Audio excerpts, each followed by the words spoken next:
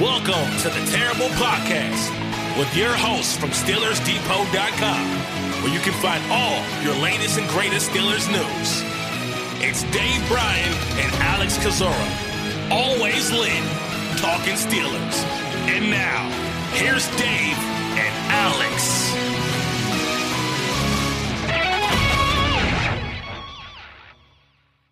Welcome to the Terrible Podcast, Season 12, Episode number 14. He's Dave Bryan. I'm Alex Kozora, SteelersDepot.com. Glad you guys are back with us for this Wednesday show. Dave, Steelers made some roster cuts yesterday. A lot to talk about there and a lot to talk about before we get ready for Friday's preseason finale against Carolina.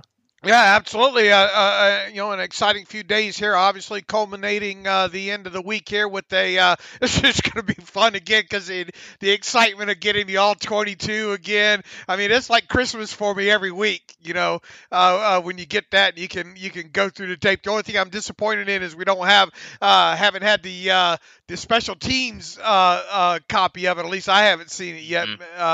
That would be nice to run through right now. But speaking of special teams, I think we got a couple of things to discuss when it comes to that as well too. So I don't know where you want to start. We have a lot to discuss, and I guess we'll go with the roster moves from yesterday.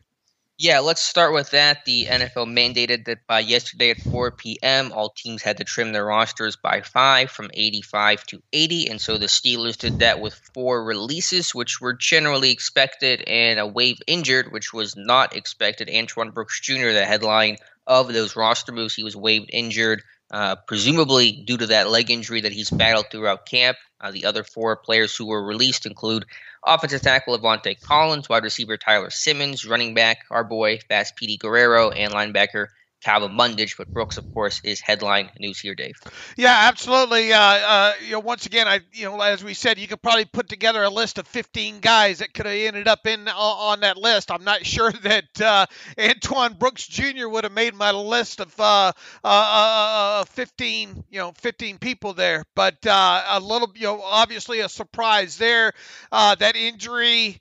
I mean, what is it? Is it the same one that you observed, throughout the later portions of training camp? Did he re-injure something? Did it get worse? Is he going to need surgery? Yada yada. We don't know. We just don't know. But I will tell you this: the fact that they ended up waiving him injured when they did would lead credence to the fact that they didn't want, that it's going to be a multi-week injury, obviously, and then that they didn't deem him necessary to hold on to the first 53-man roster and then put him on IR so that he could be a return candidate later in the season there. Now, NFL rules stipulate that a player, if he's going to return from injured reserve during the season, obviously teams have unlimited amount of those.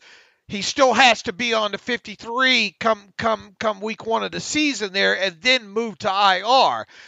We see obviously Travis Etienne with the Jaguars. Unfortunately, that's not going to work out for him. He going to need surgery and all like that. Here's the most interesting aspect about Antoine Brooks Jr. that I think when you kind of if you know the rules and dig deeper into this, and you think that that they think that they still like the kid, is that I won't be surprised if Brooks Jr. gets an injury settlement here within the next couple of weeks, and then gets waived from IR, because he should, barring him. We expect him to clear waivers today, right? Yes. And then revert to the Steelers IR. Assuming that happens, I would expect, or I think, that Brooks will get a injury settlement, get waived from IR, and then that clock starts ticking on when he can possibly be back with the team. And that would obviously be, I think the rule still is 6 weeks plus whatever the injury settlement time is. So let's say he got a 2-week injury settlement from the Steelers, well, that obviously you take those 2 weeks and then add 6 weeks to it. That would mean him returning after week 8 of the season to either the practice squad or the 53-man roster. So as long as he's released and out on the street again, then he can come back and then obviously play for the Steelers. And we saw, a good example. He didn't play for the Steelers, but he ended up back on their practice squad. Was Anthony Johnson last year. The Steelers waived him injured right before the start of the regular season. He cleared waivers. He went to IR. He got an injury settlement, and lo and behold, he was back by week 9 or 8 or 9 and on the practice squad there. So, the fallout from this is kind of unique, though, however, because this is a guy that just a few weeks ago when training camp started, there's talk about he might be the starting, slot for in the nickel there. And boy, things went south on him in a hurry. So that obviously won't be the case with him come week 1. I won't be surprised if he gets an injury settlement. That'll be something to keep track of these next 7 days here, business days. Sure. It's interesting. He came back to practice last week for that last day of public practice, and he practiced in full, too. He didn't start, I don't think, in the nickel, but he was out there in team, and I don't know what happened from there. It sounds like based off of that there was some sort of setback, or he just tried to give it a go because he knew time was precious, and he just simply couldn't do it and move the way that he and the coaches felt like he needed to. So it's hard to speculate exactly what it was. It felt like an upper thigh issue, but I'm not positive. It was a left leg. I'll kind of make it more vague there. But yeah, you're right. To start a training camp, Mike Tomlin said Kendra Green, first team center, Antoine Brooks, first team slot corner, and Green's still the center, Brooks no longer the slot corner, and so that's gonna it kind of muddies up the situation, but kind of doesn't, because it kind of just makes it obvious. Just bump Cam Sutton inside, which is kind of what we talked about for a couple weeks now. Yeah, that looks like the best case scenario now, obviously, and I think you've kind of posted about this or tweeted about this as well too. What's happening to the dime playbook right now? What will they do? Not that they were going to probably play a lot of dime anyway, especially at the start of the season, but you got a lot of questions about that right now, for sure. And it looks like we'll see what happens with Arthur Millett. Obviously the good news with him right now is it doesn't seem like that ankle injury that he suffered the other night is serious, and I guess the hope is that maybe he'll be able to get out there some and play against the Carolina Panthers. And, we're going to get into a little bit about what Mike Tomlin had to say during his Wednesday morning press conference there. But it sounds like Trey Norwood's going to get a little bit of a shot to play some in the slot in nickel as well, too, there. But I think the overarching thought here, and it's one kind of that, we go back to we said that we really didn't know at the start of this thing in training camp. There's a lot of different ways this thing can go with the with the nickel and all. But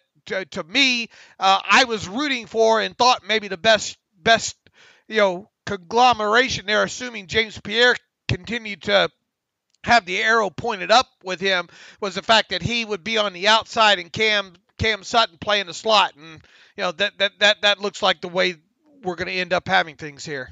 It does. And in terms of dime, there's still a couple ways they could go about it. Of course, it's still very much a possibility and stronger than ever, really, that they add somebody from the outside, some sort of DB, a slot guy, free safety, maybe someone who can wear multiple hats. You could use Arthur Millett, who is versatile, so he can spin and rotate with Minkah Fitzpatrick, which I think will be really important. Or you could just use less dime.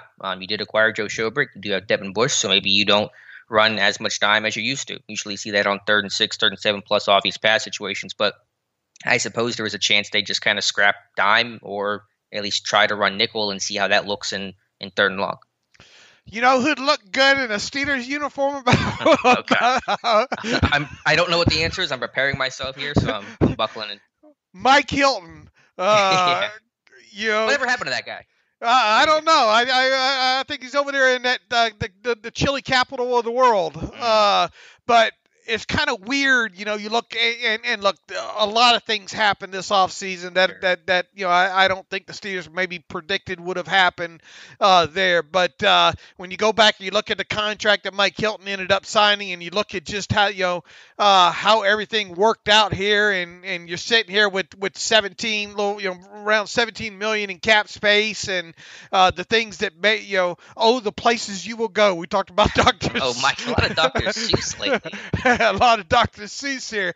But man, he'd look great in a Steelers uniform about right now, wouldn't he? It would help slow down a little bit of the rest of this. Obviously, it didn't play out that way. You can't cry over the spilt milk and those kind of things there. But this is going to be one of the questions, I think, especially when it comes to this defense, not only at the start of the season, but moving on into it. There is, how does this sub-package defense play? And can they get somebody? Is that going to be the Achilles heel of this unit? And let alone the fact that still haven't seen Stephon Tuitt on the field, and obviously you think T.J. Watt will be easy to get up and run, and whenever that deal happens and all like that. But there still are some questions when it comes to this defense, and particularly when it comes to their nickel sub package.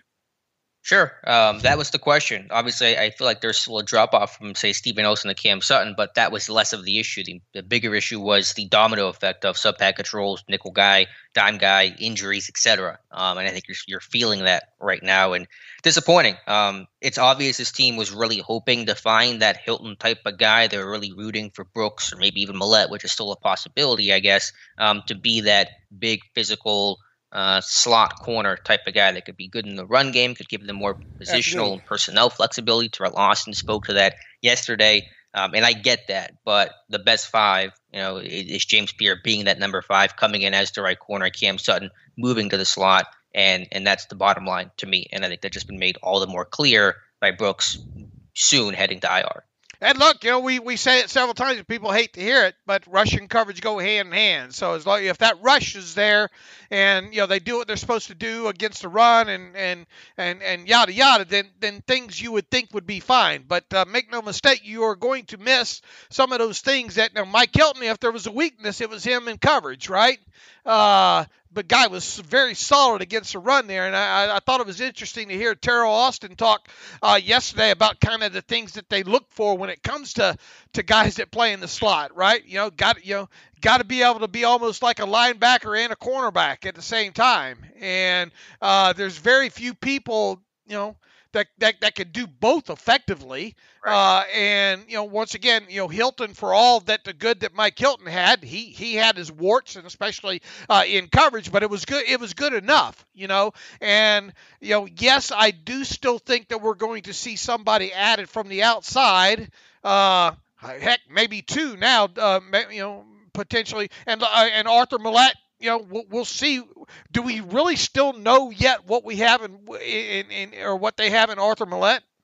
I think so, but what they have is not particularly good. He's an average guy, a backup guy. I'm not trying to be too harsh on him. I mean, he's physical, he's feisty, he's aggressive, but I mean, he's at best an average corner, especially in coverage, probably even a bit below. Right. He's probably not even as good as Mike Hilton was in coverage out of that slot, and he's definitely not as he's okay against the run, but he's definitely not as good. So I mean, basically, what you have here, I guess, is a poor man's Mike Hilton. A very poor man.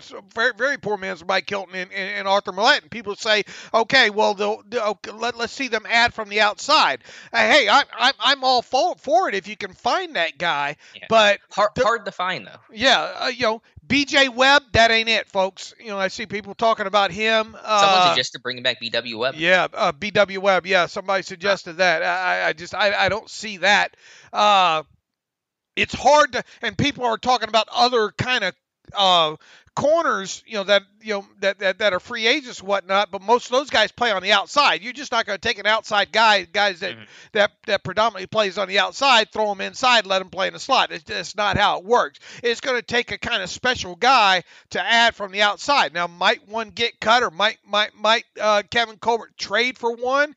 It's possible, but I mean, those guys are few and far between around the league. Good slot nickel cornerbacks there, especially those that are good against the run and young enough and can also help on special teams. I think there's still a better chance of this team adding a free safety, backup free safety type than I do kind of a nickel cornerback at this point. But you can bet, I'll tell you this, Kevin Colbert's probably looking, right?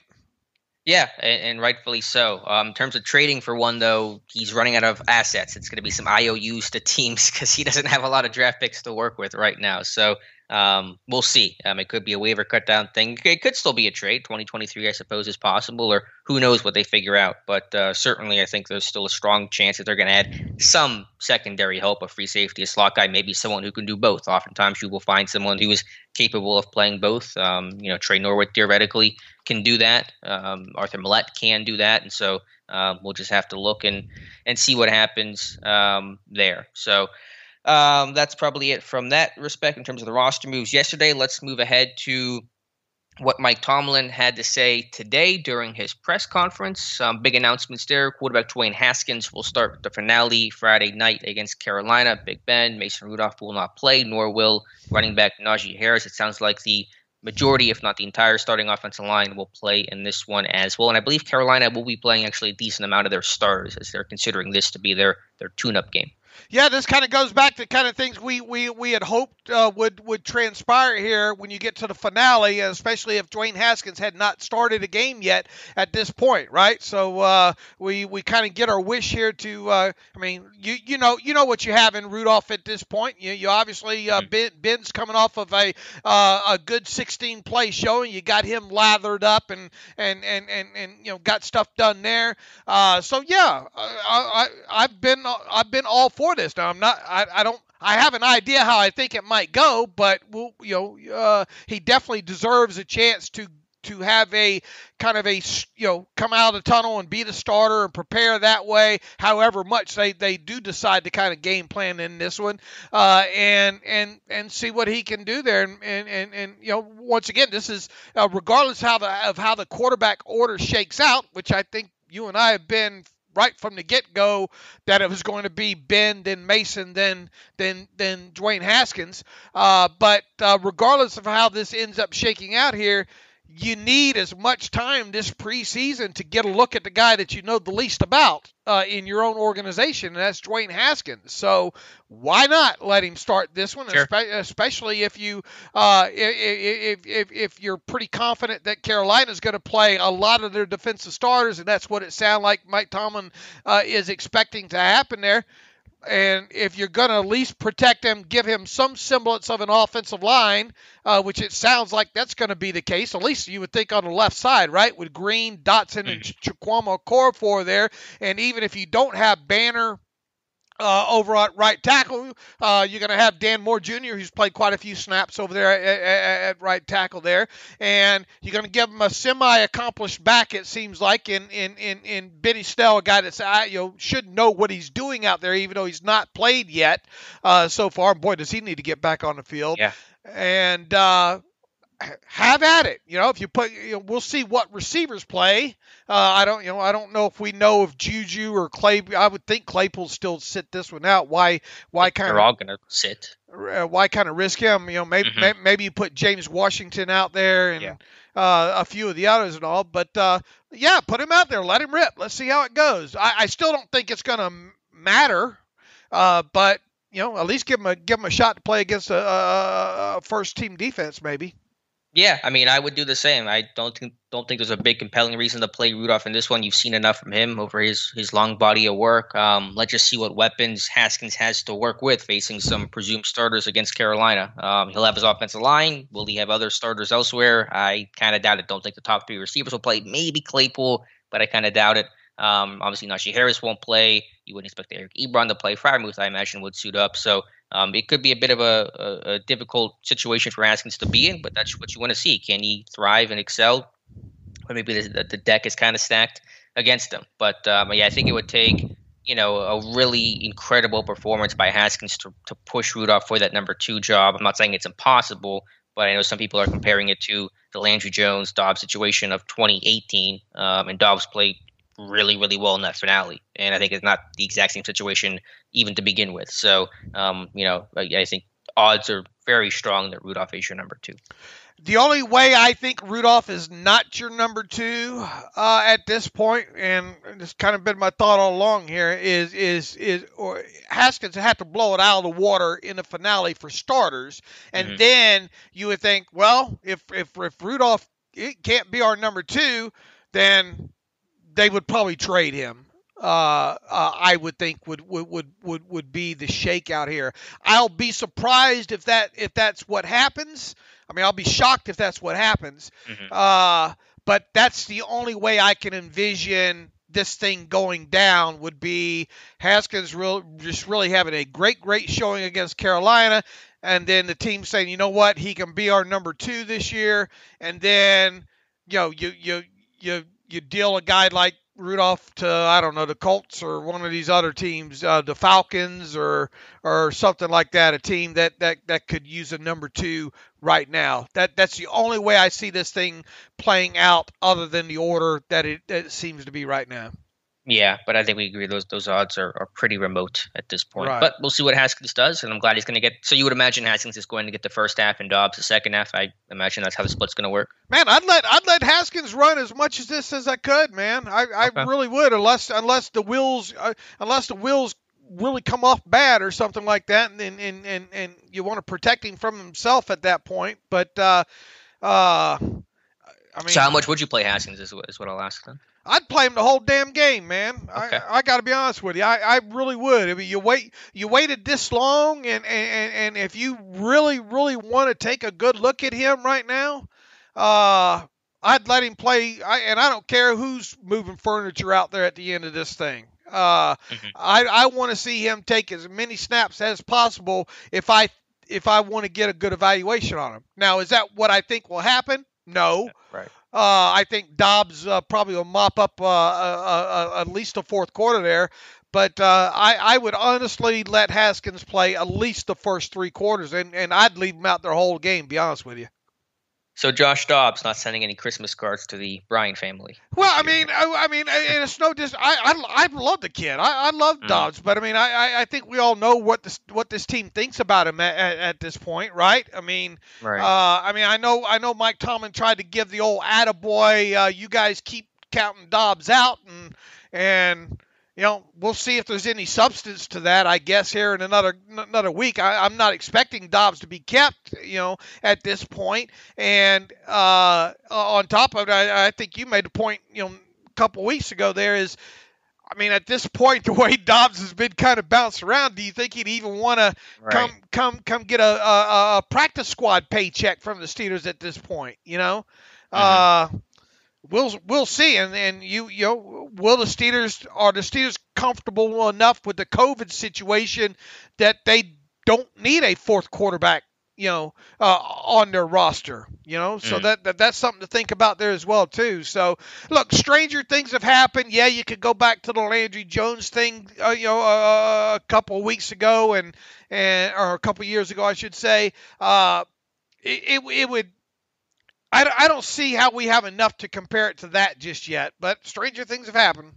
Yeah, I mean, Jones at that point, he was 29. He was viewed as a career backup. The Steelers view Rudolph at least as something potentially more as that. Jones was in the last year of his contract. They just gave Rudolph the extension, and I don't think the battle was as close now as it was maybe back then. Although back then, I mean, maybe we didn't realize it was that close. So maybe that's a recency bias thing. But point is, I don't think those situations are exactly 1-to-1 for this game. I would expect Haskins to play the first half, and I think maybe come out that third quarter and get the first drive just to see how he looks coming out of the out of halftime. But I don't think he'll play anything beyond maybe an extra series in the second half. And here's the thing: Rudolph had, other than the offense not finishing drives, during the preseason, Rudolph has not played bad, Yeah, he hasn't played poorly. Again, you do want to see him finish. I mean, that is the whole goal of the offense, but that isn't always on him. When Kendra Green allows a pressure that causes a bad throw on third down, when the offense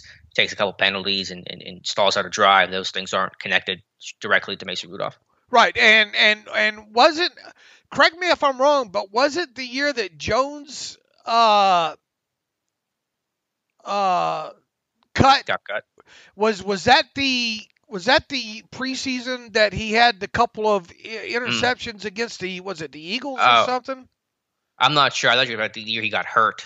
That was the year before. I don't know how he did in the preseason of 2018. It was 2018 when he got cut. Okay, I'm trying to, the couple of them preseasons are running together there, but I just don't think Rudolph has done anything to lose the job. Here's the other thing too. Are you really comfortable that Haskins will make the right choices outside of the facility right now on top of it?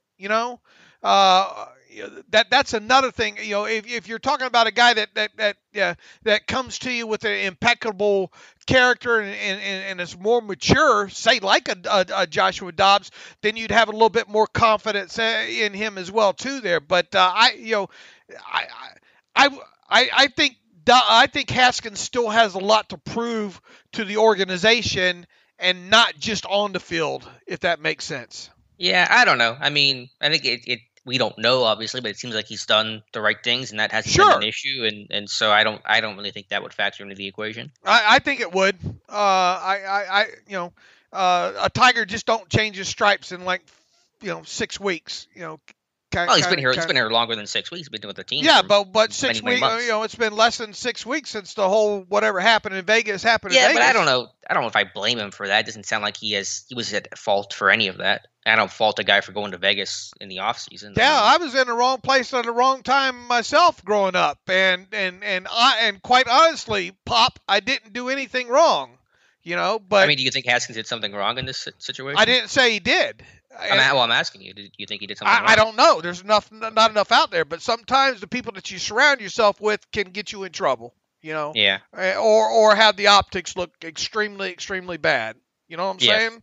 Sure. From an optics standpoint, it didn't look good, but it doesn't sound like he did anything. And again, we don't know, but it doesn't sound like there's no evidence that he did anything inappropriate in that trip. And then you go back to the how things transpired at the end of his career last year. You're not too far removed from that. Right. So I think the organization that would be yet another reason to not move on just yet from Mason Rudolph.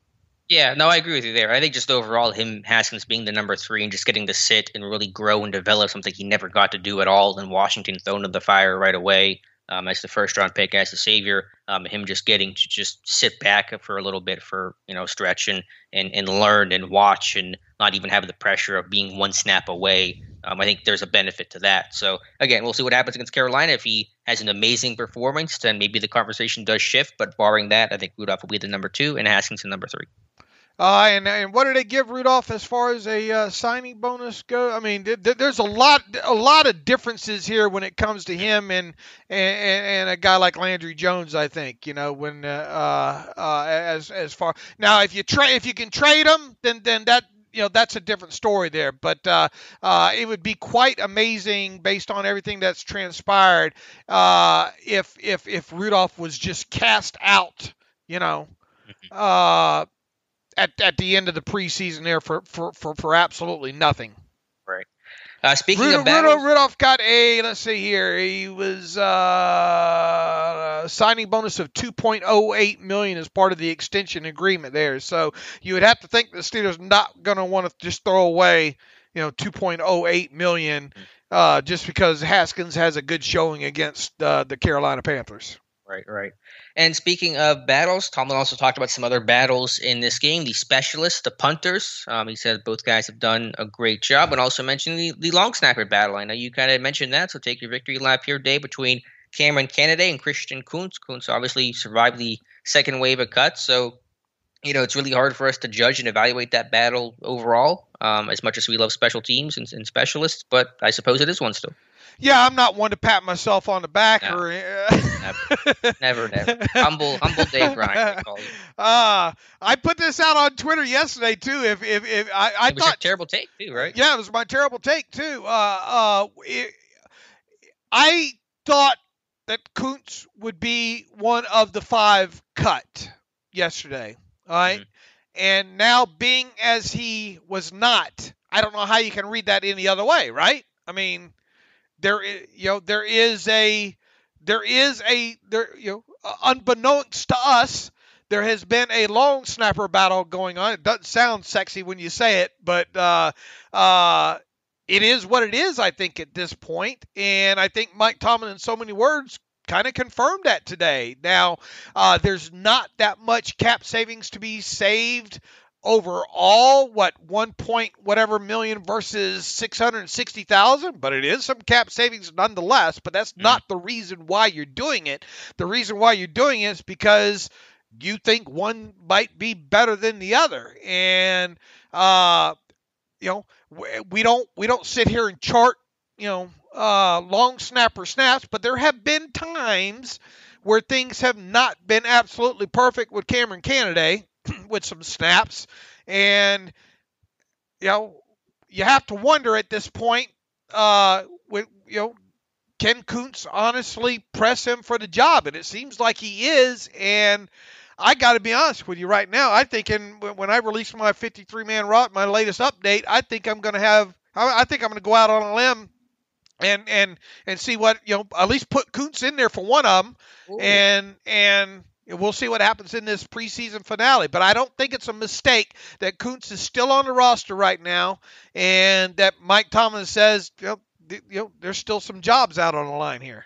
Yeah, for sure. And I noted this last year, and I had an off-season article on it. The Canaday season last year was not that good. It can be tough for us, obviously, to judge it, but there were several poor snaps. And I said this was back in late June. I wrote, this is regarding Canaday here, my One Step to Take series. I said I wanted him to be more consistent with the snaps. I said, quote, regaining that consistency will be crucial starting this preseason, or else it might be time to explore other options at the position. So how good has this camp been so far? It seemed to be fine, but it is tough from my point of view. And I think and I believe Matthew made an interesting point as well. Hypothetically, if Kuntz was your guy, you'd have a better coverage player, because Kuntz is a linebacker. He was a long snapper after he became a linebacker, just trying to increase his value. So there's maybe some small benefit there. And if you're going to trade or change the operation in terms of a new holder, I guess this is as good time as any to change the long snapper as well. So again, how can we judge who's going to be better in this one? It'll be tough, but it's something to watch. Yeah, and I mean, I don't sit here and I haven't tracked this, but you go back to the Dallas Renegades. Who knew that we'd talk about the Dallas Renegades today during the podcast? And their long snapping ability. and their long snapping. But I did watch. I mean, I do have those games archived. I don't know why, but I do.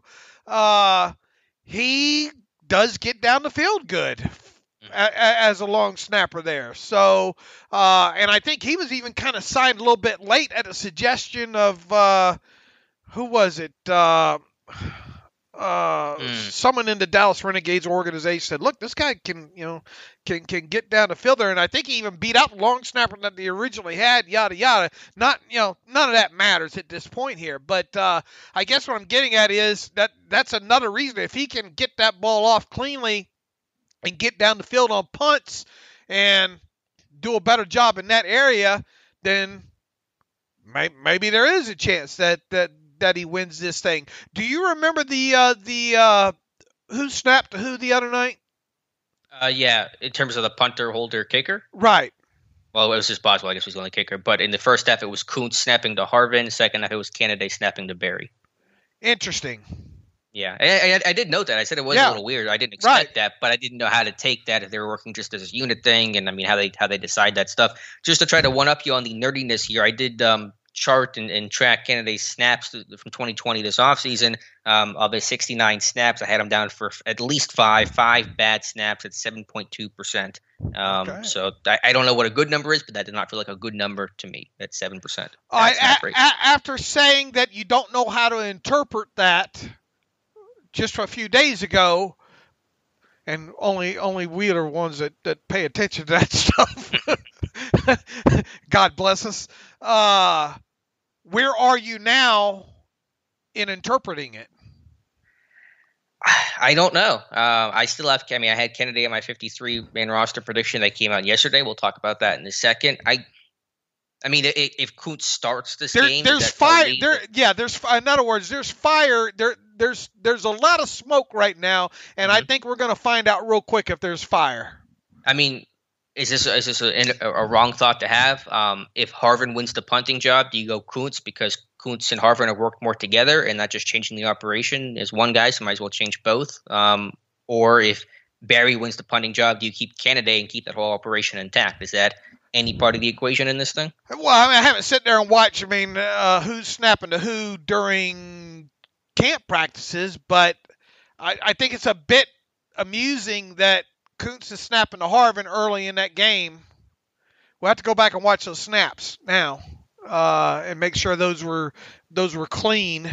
Yeah, I think one on the first Boswell field goal, it was a little high and inside. It wasn't terrible, but it was a little off, it felt like. I didn't really watch the rest, though. I mean, here we are. We're spending 10 minutes talking about long snappers and all like that. But I'll once again, I'll reiterate. I was pretty sure that Kuntz would be part. I mean, there's no reason to keep an extra long snapper going in unless there's an injury. They've done that before. Yeah, I mean, I think didn't they have two in 2019 or something? I don't remember. I mean, Kuntz has been on the roster before. I don't know when he's been cut in the past, but this isn't his first time with the team. Right, but I mean, why keep them through all the way? Why keep two of them all the way? If there's any question, is what I'm getting at there. Right. So the fact that Kuntz made this cut, that's smoke enough to produce a 10-minute conversation on a podcast about the Steelers and talking about long snappers. And just to wrap that up, Canada was the Christian Kuntz of a couple years ago, where everyone thought Colin Holber's going to be the guy. No way is Canada going to beat him out. You draft Holber, he's the draft pick, etc., and then Canada wins a job. And so could Canada get Canada'd? That's possible. It certainly is, and once again, you don't save a lot of money, but and plus, look, I mean, like it or not, Kuntz has actually played some outside linebacker with the Steelers in a preseason game as well, too. Not that you would ever want to hopefully get into one of those situations there, but there is positional flexibility. God forbid you need it. God, imagine the scenario where that happens, where your long snapper is playing like right outside linebacker. Here's the thing, too, though. However, I mean, we don't see Canada hasn't played on like kickoff coverage team, right? No long snapper in the league does. But could Kuntz be the first? Is what you're getting at? That's what I'm getting at. I don't know why you would risk that, but. Yeah, I mean, you would only do that, I think, if there was some sort of injury. I don't think you would plan that. But, I mean, hey, they run Henry Mondo and Carlos Davis down there, so why not run a long snapper down there as well? All right. Well, once again, I'm not one to draw attention to myself or pat myself on the back there, so let's move this show along. Let's humbly move on here to my roster predictions. And, Dave, I know yours is going to come out here probably later today, tomorrow, whenever you decide on that, but we'll kind of walk through it together. You tell me what you agree with and what you don't agree with. And I have a couple differences from my last roster prediction on here, but quarterback is not one of them, keeping the same three as before: Ben, Mason, and Dwyane, and in that order. Yeah, I mean, I'm with you there. No change. It's I think it gets interesting when you get to the running backs here, obviously, and you don't have Benny Snell on there. You waved goodbye to Benny Snell football trademark. Najee, McFarland, Balaj. I think it's going to be real interesting to see what transpires in this last preseason game. It sounds like Benny Snell is going to get the start there in place of Najee Harris. By the way, Najee is not going to play in this game. I don't know if we hit on that already. We did mention it briefly, yeah. Oh, okay. So Benny Snell, look, he's got a lot to prove here. I'm undecided. I need to think about it a little bit more to see which way I might go here, but I definitely understand the reasoning of why you went with just three running backs instead of the four that you've normally been carrying here. Who knows? Maybe you can ship Benny Snell off to somebody and get a 6th or a 7th. If I could get anything from even conditional 7th, I probably would. But yeah, for me, the thought was Snell has to play his way onto the roster. He has to earn and prove his roster spot. And could he do that against Carolina? Sure. But until he does that, I'm not going to put him on there. I think Balaj has played well, played better, been healthier, more available, and so Snell has to do something to get back onto the roster, in my humble opinion. And I would think that Snell is going to have to play some special team snaps in this game as well too, and reprove his worth. Hopefully have Danny Smith up on the table banging it for him as well too. Right. So I'm not sure which way I'm going here with that, but being as how Benny Snell has yet to play, it's hard, and Kalen Ballage has, and because of kind of redundant as far as the type of backs that they are. You can make the argument for sure to do what you just did. And Derek Watt, what you did. Yeah. Of course, at fullback, receiver, same 5 there. Juju, James Washington, Deontay Johnson, Chase Claypool, and Ray McLeod. I think there's interesting options for the practice squad, but nothing more than that. Nobody behind those guys, even Matthew Sexton, unless he houses one against the Panthers, to really push their way onto the 53. I think Mike Tomlin uttered the name of one Stephon Logan. We talked about a guy about 10 years ago named Stephon Logan, that nobody knew and really didn't have a position, but he kept at it in return game and had about an 80-yard punt return in the Carolina preseason game and really ran his way onto the football team. Mm-hmm. Yeah, he was playing football until when did he stop playing football? Not too long ago. 2019, yeah, was his last year. I mean, he's 40 years old, so he's playing up in the CFL for a long time. So sure, Sexton has that path, but that is the path. He'll have to make that kind of play to, I think, make the team. I still think McLeod has been a good option and did well last year, and it's going to take a lot to beat him out.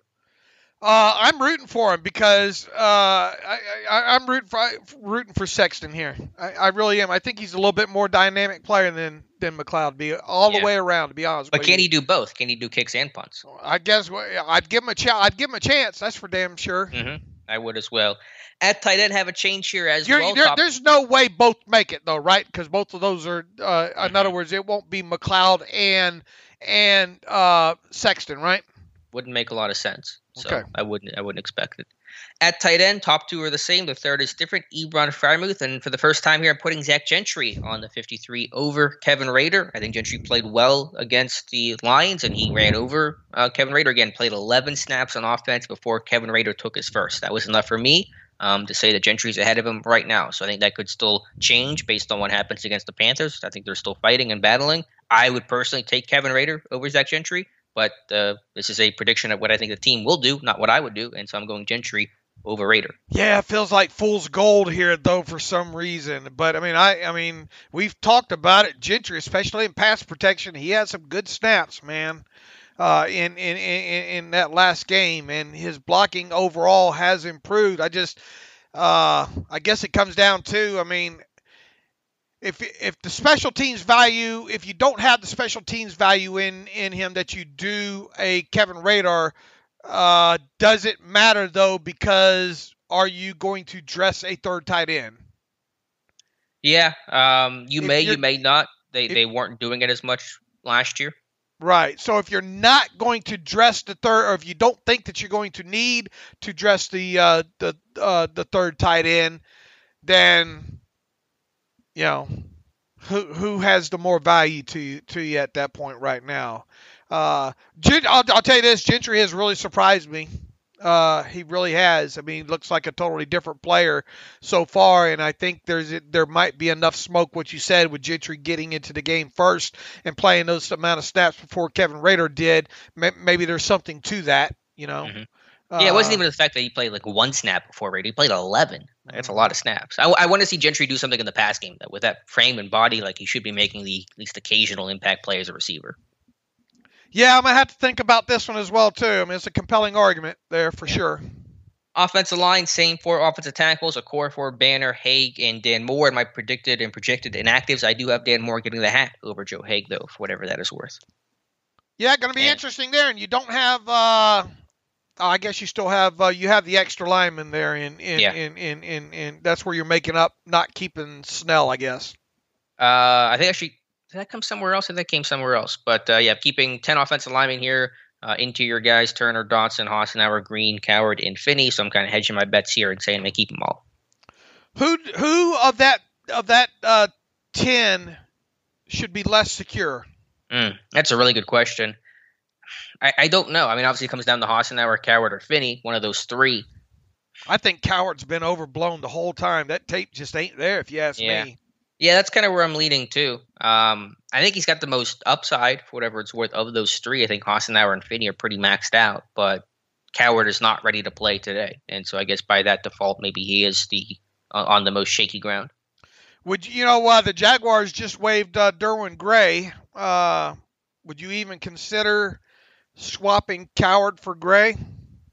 Well, I would get Gray in the building, and I would release like Malcolm Pridgeon or something, and just get Gray out there against the Panthers and see how things look, and take it from there. Okay. That's not a really good answer to your question, but that's how I would start it. All right, defense. Yeah, defensive line, and again, Dave, this continues to be, to me, the most difficult position to try to project and evaluate here and create on this roster here. But defensive ends, I'll just give you the whole defensive line here. Hayward, Tuitt, Wormley, Loudermilk, Alualu, and Davis, so I'm keeping it the same. To me, Isaiah Buggs was 54 on my 53-man roster. I strongly considered keeping a seventh defensive lineman. I know that's super out of character for what this team does, but it is the deepest position on this team. Buggs has played well, I think, overall.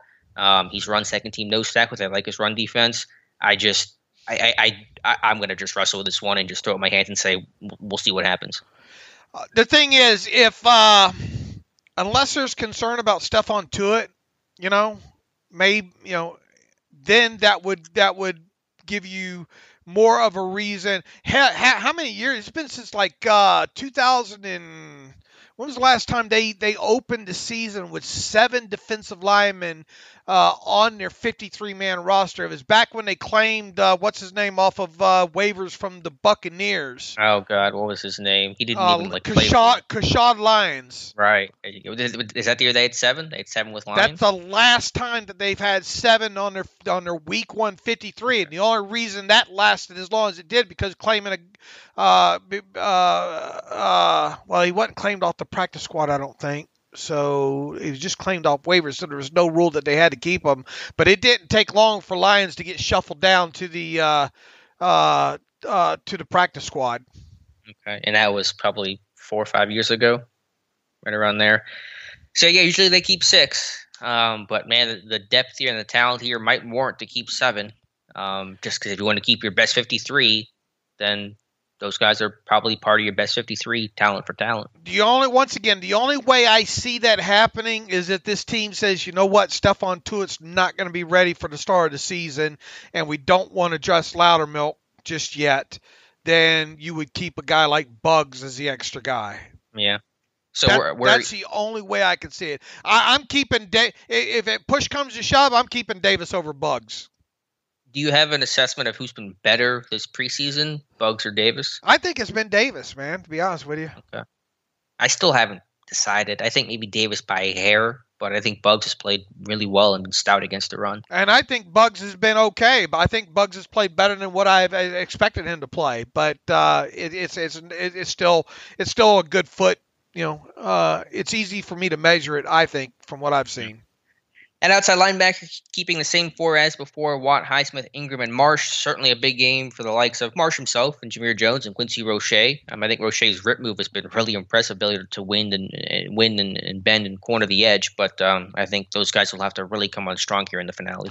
And even if Marsh is on the way out, which a lot of people listening to this podcast would get great joy in if that winds up being the case, I still think Jameer Jones, I think, is the better option, at least right out of the chute, because of the special teams value, and it's just kind of his overall understanding and playing on his feet more, and just everything involved. Now, I think Roche has the most potential upside and all like that, but I would think that if Marsh doesn't make it, then I like the chances of Jameer Jones making it over Roche.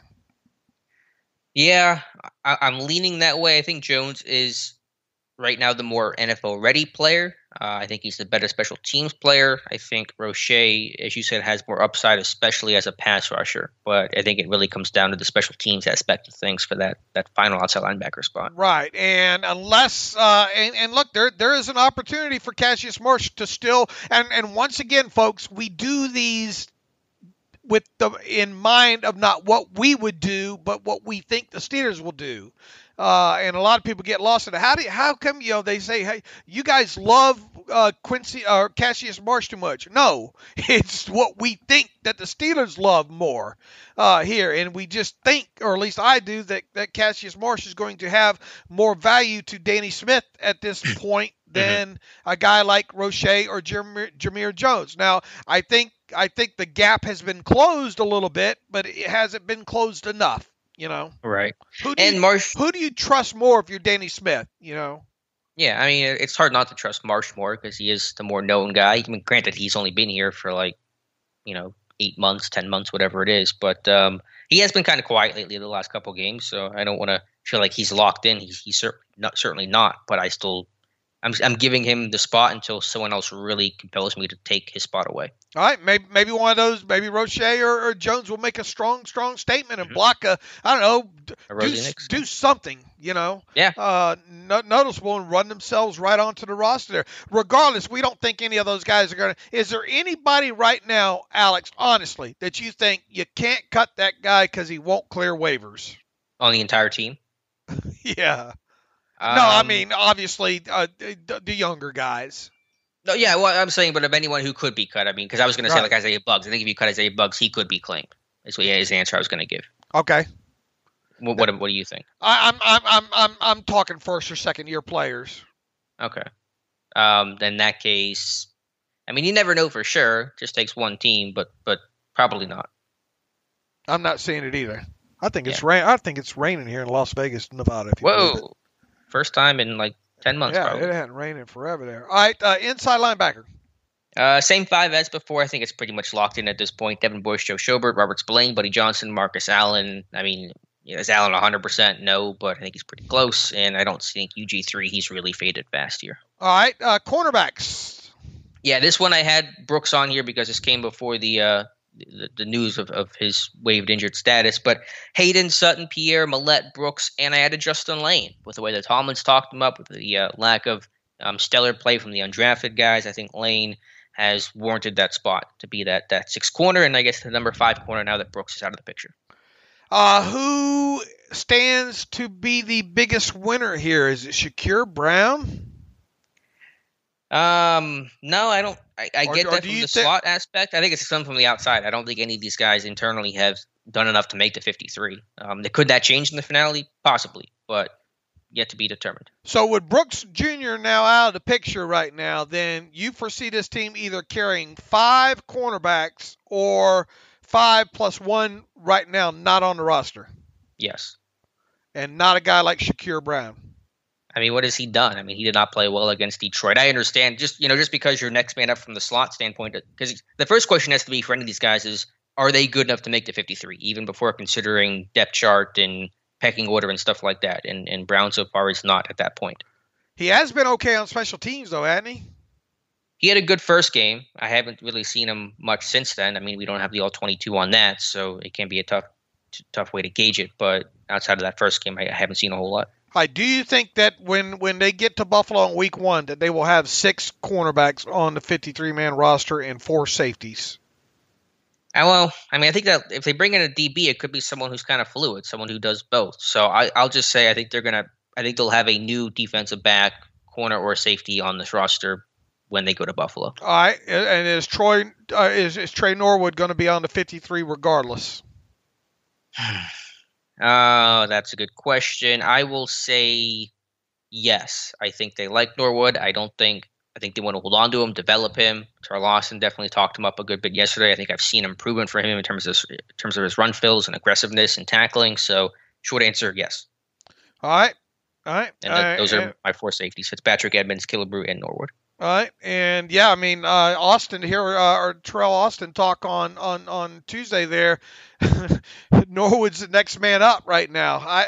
I don't take great comfort in that from what I've seen so far. I don't think you do either.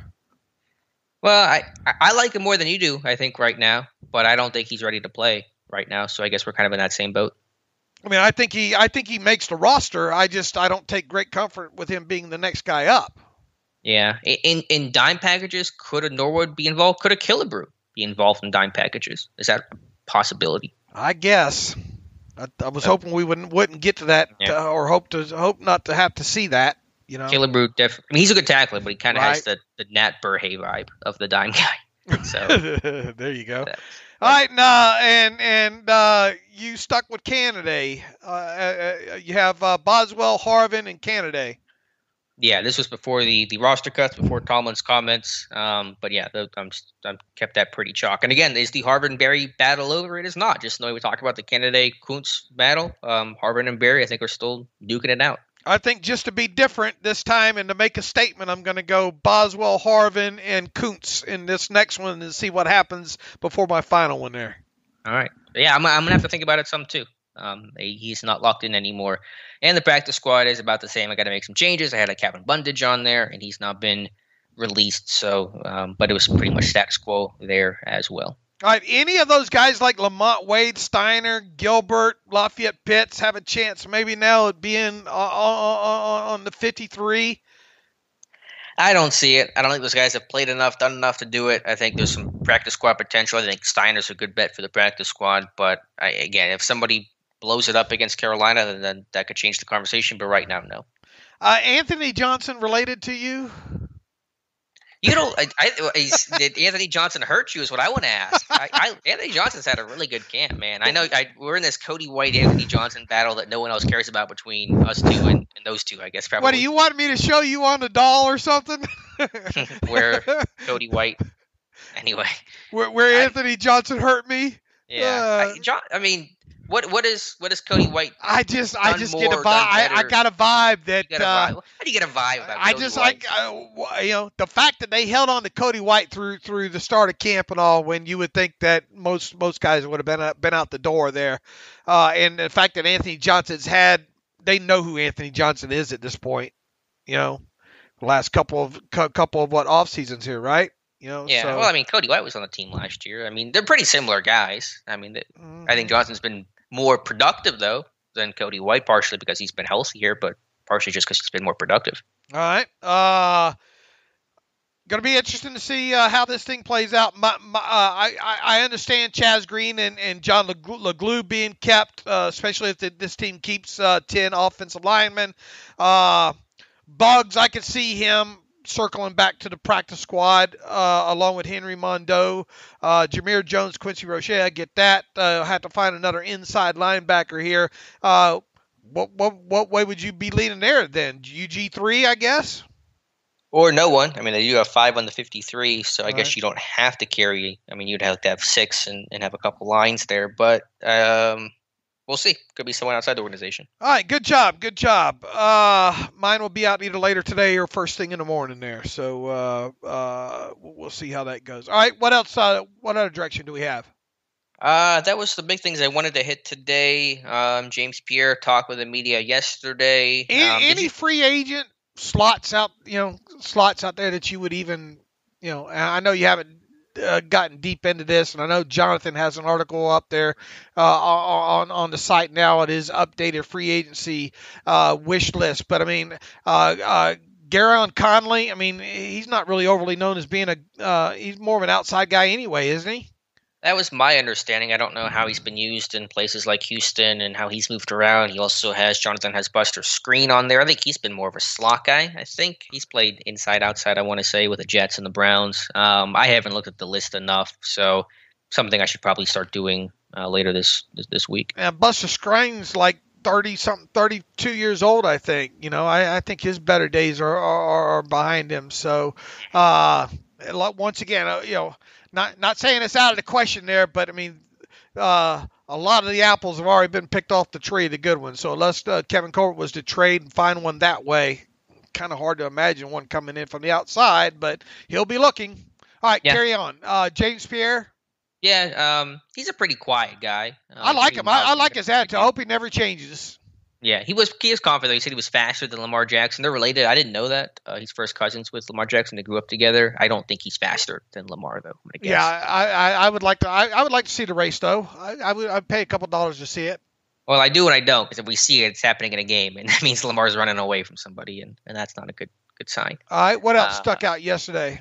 Kendra Green, speaking with the media, said he's watched a lot of Pouncey tape, try to learn his game better. I think it is interesting. I think, Pouncey's a taller guy, but they had similar length. I mean, I think Pouncey was 32.5-inch arms and Green's 32.25. And so I think learning technique and overcoming that lack of length is going to be really important for Kendra Green. And so watching how Pouncey did it, I think brings some value there. Yeah, but Pouncey had a lot more experience coming into the league too. For sure. As a center, as we mentioned the other day on the podcast, this is going to be, like it or not, this isn't going to just magically improve against the Carolina Panthers for Right. Kendrick Green. This is going to be a process of Kendrick Green learning the nuances of the center position and doing so with live bullets flying against top NFL defensive tackles and all. And you got to keep those hands out of your chest, plain and simple. And he even talked about how,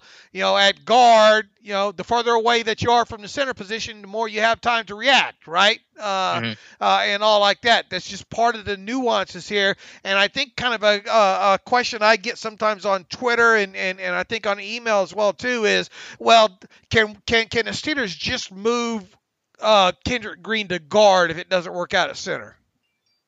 I mean, you could try it. I guess it would be a more natural position for him, but the odds of it working tremendously better at guard than center probably aren't great. So I guess that would be the worst case scenario if it doesn't work out at center.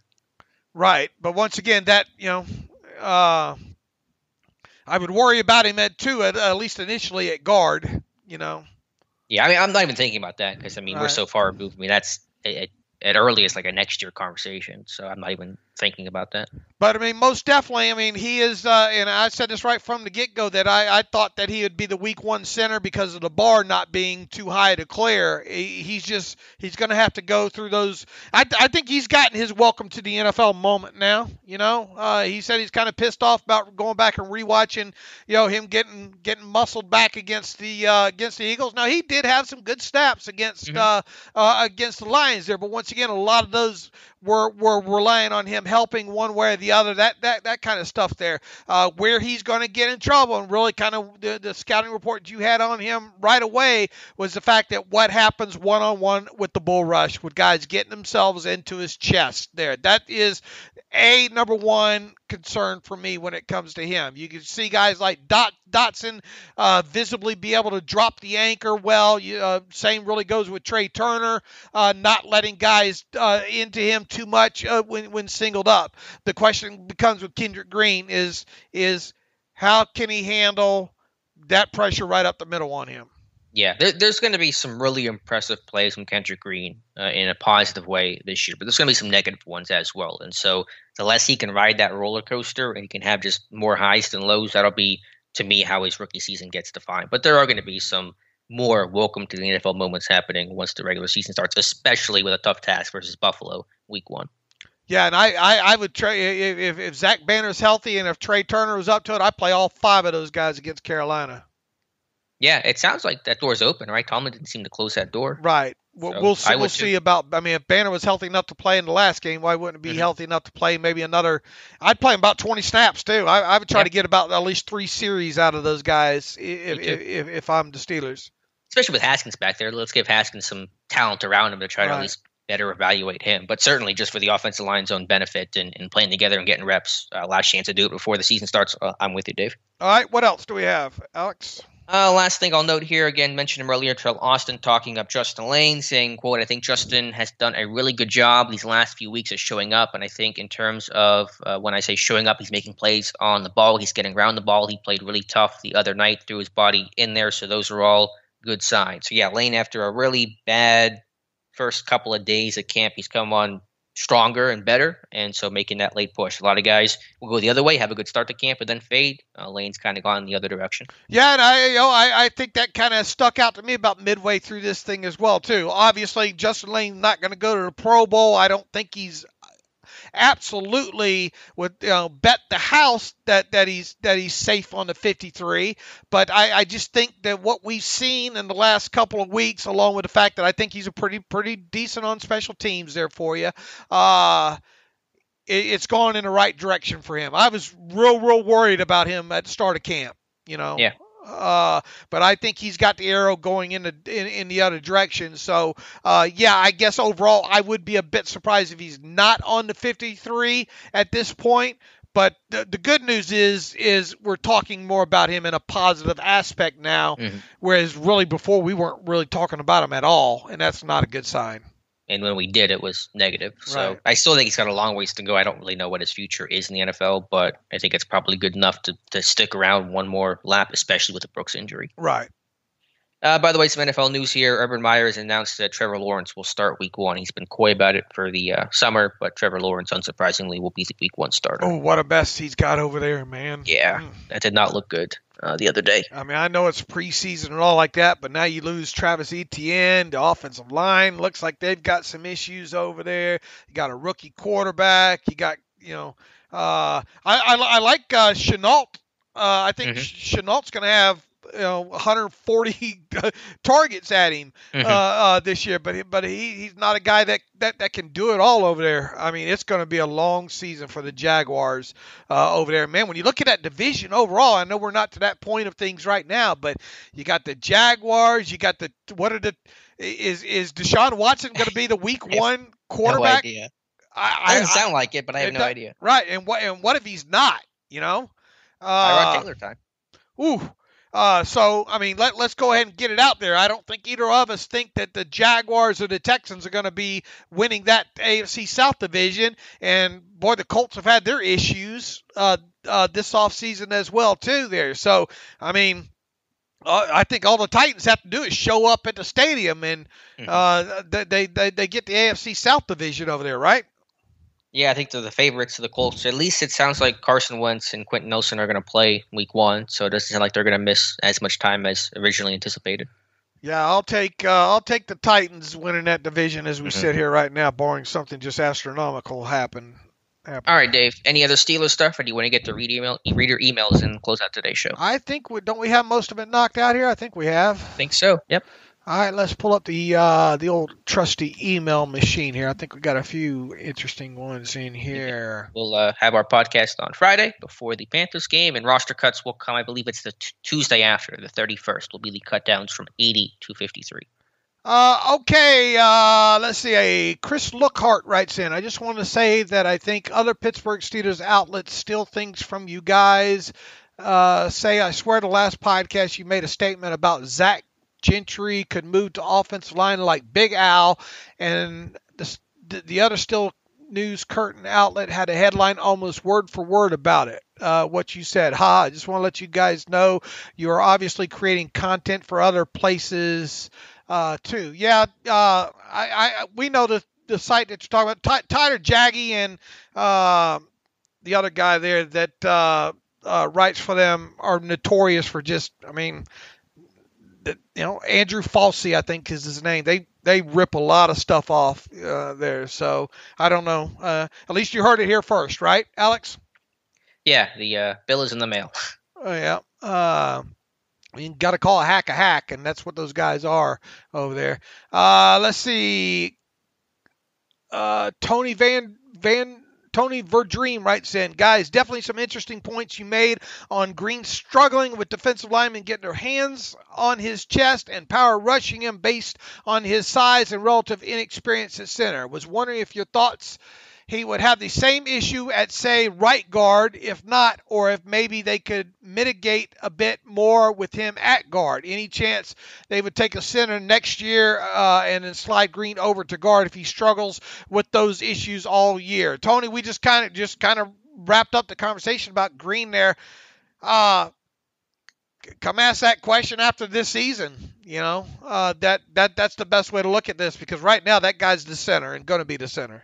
And short answer, I think he would still generally have those issues. I mean, I watched it on his Illinois tape, and he played a lot more guard than he played center. So I saw the same things at guard that I'm seeing at center right now. So I don't think it would be mitigated that much, if at all. All right, Brian DeSecco writes in, does Tomlin's response to this Tuitt question seem odd to you? He says, I meant to write to you about about this sooner. He says, tinfoil hat time. Tomlin's pregame show before the Eagles preseason game, Bob Labriola asked Mike about Tuitt. Mike responds saying he's not paying a whole lot of attention to Stephon and alludes to trainers working with him every day to get him back. Only when prompted does Mike Tomlin address Tuitt mourning his brother. It makes me think that Tuitt not practicing has more to do with an undisclosed physical injury. Undoubtedly, coping with the loss of his brother is a factor as well, but Tomlin's response makes me think it's more physical. Either way, it was an odd response from the coach that seems to understand that these guys are whole men with lives outside of football. I mean, look, all we can do, Brian, really is just kind of speculate at what's out there, and there's not much on Stephon Tuitt. Now, there was, I think we highlighted the other day about Cameron Hayward saying that, mentioning John Norwood's name, but I mean, that is the head athletic trainer, so if it's a conditioning thing, obviously he'd be involved there as well, even if it was maybe an injury thing. Could it be an injury thing? Could maybe there was a late off-season surgery we don't know, but I don't know, man. I mean, it's so hard to kind of handicap this for sure. I will say this. Even all that Stephon Tuitt has been through this offseason, and Lord knows it's been a lot, I would have envisioned him practicing and maybe at least playing a snap or two during the preseason by this point. But I'm not there. I don't know what's happening behind the doors. I don't know where he is from the mental aspect there. So I guess Brian's asking is, could this thing be at all injury related? And all I will say is you cannot rule that out. Yeah, I guess you can't. I don't have a lot of insight there. I've been asked about it a lot. Obviously, I think the off-the-field stuff has been the driving factor behind his absence. But we'll see what that week one injury report looks like, if he's on it and what he's listed for and all those things. But, I would have thought by now he would have been practicing in some capacity. I'm not going to judge him for not doing so, obviously, but I thought it would have happened by now. Are you more concerned now? I mean, there is a little bit more concern when it comes to that. But however, Cameron Hayward was asked if he thinks that Hayward would be ready to go. Not that Hayward really knows, I guess, but he seems to think that Tuitt will be up and going by week one against Buffalo.